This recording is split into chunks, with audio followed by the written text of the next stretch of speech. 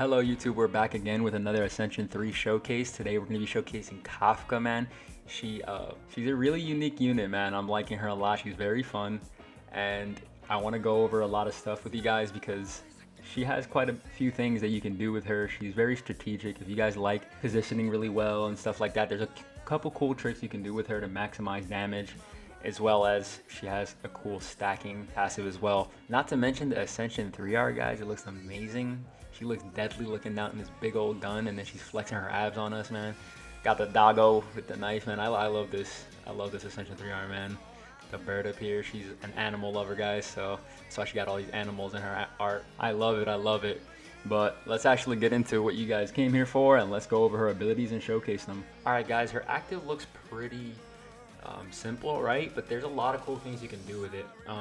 It starts off as it fires in a straight line 2 times, right? You can choose 2 lines to fire in a straight line, and it deals damage to all enemies along the trajectory, right? But later on in Ascension 2, you can choose any 2 tiles, meaning it will distort the line a little bit, and I'll show you guys here in this next clip exactly how that distortion affects her active ability. All right, guys, so if you notice here, you can like mess around and click on the tiles, and there's different types of zigzags that she does now because of how the line gets distorted, right? So if you click on this guy's back leg, the lines are zigzagging, but they're very tight and they're long lines. And then if you click on his back right leg, then he'll have like more consistent zigzags where it's just zigzagging more often.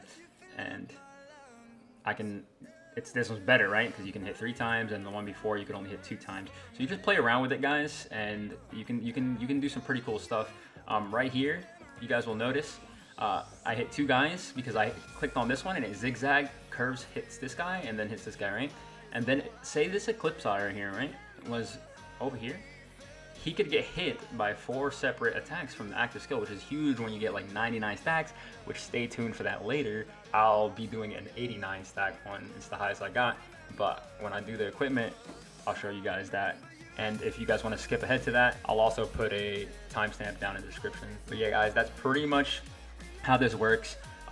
You just want to play around with it and try to get the different combinations of her zigzags down so you can do maximum damage, because you can get these 4 squares.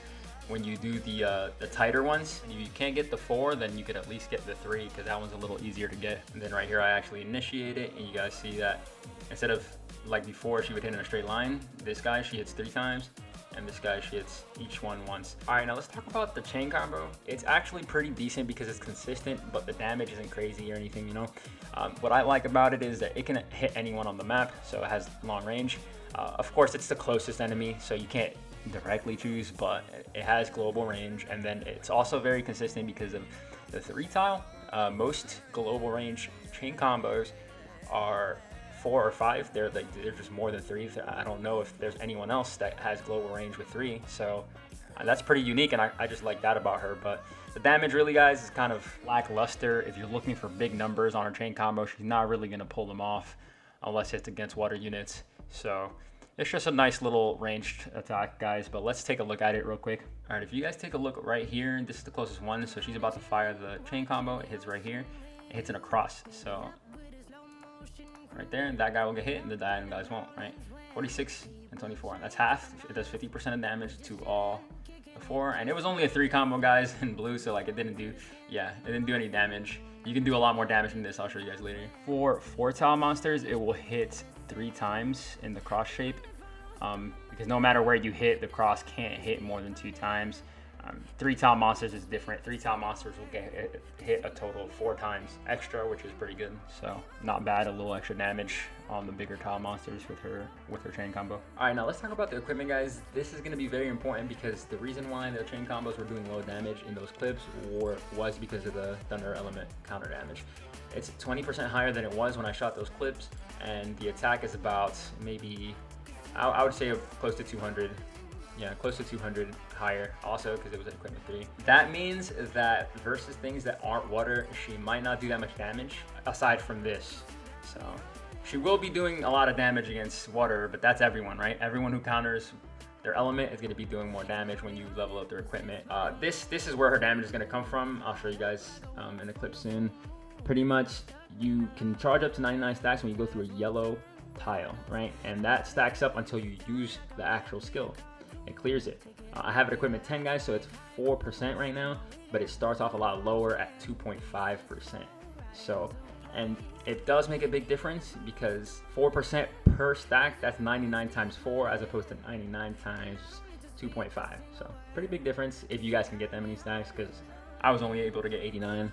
And we're gonna actually go take a look at that right now. All right, guys, right here you'll see she does do more damage with her chain combo at the very end, right? Boom, 87 and 85. That was an Aurorian time, so it was max chain combo damage. She was in the front though, so that means she could have hit harder if she was down here. Shout out to a viewer that actually let me know that, because I didn't know. Yunan, shout out to you, man. It's better to put the higher damage dealers in the bottom because the chain combos do a hit combo where it does more damage every time you do a chain combo. So apparently the last one will be doing more damage. You want to have your higher damage dealers down there if you can. But it does hit harder, guys, because of the counter element once you level up. You guys can see she's doing double, like a little over double the damage she was doing in the other chain combo clip because of her equipment being leveled up. So it makes a big difference when she's going against water units. Not gonna make much of a difference versus other units though, just an extra 200 attack, right? So if you guys have done floor 49, this is where I'm doing this right now. And these characters are pretty tanky, right? I ran around the entire time with converters just trying to get as many stacks as possible, and they didn't die. I hit them with so many Kafka chain combos every single time. They were not dying at all. But right here, this guy's maybe 15% health, 20% health, and Kafka almost one-shots him with the first one. So let's just take a look at it real quick.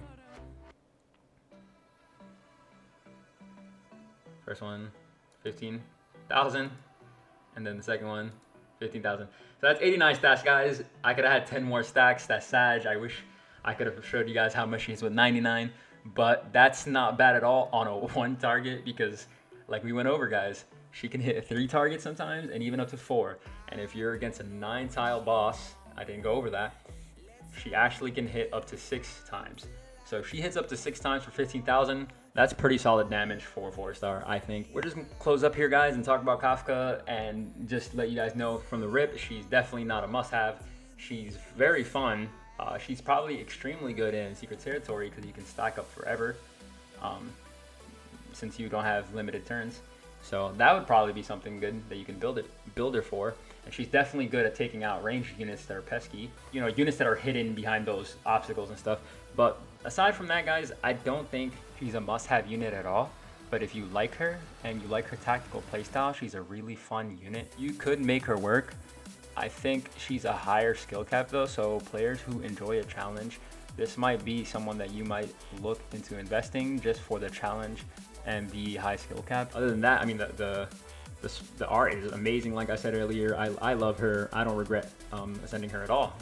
She's still slapping in floor 53, I think I'm in right now. She's doing work still up to 53 with Tessa. They're both doing work.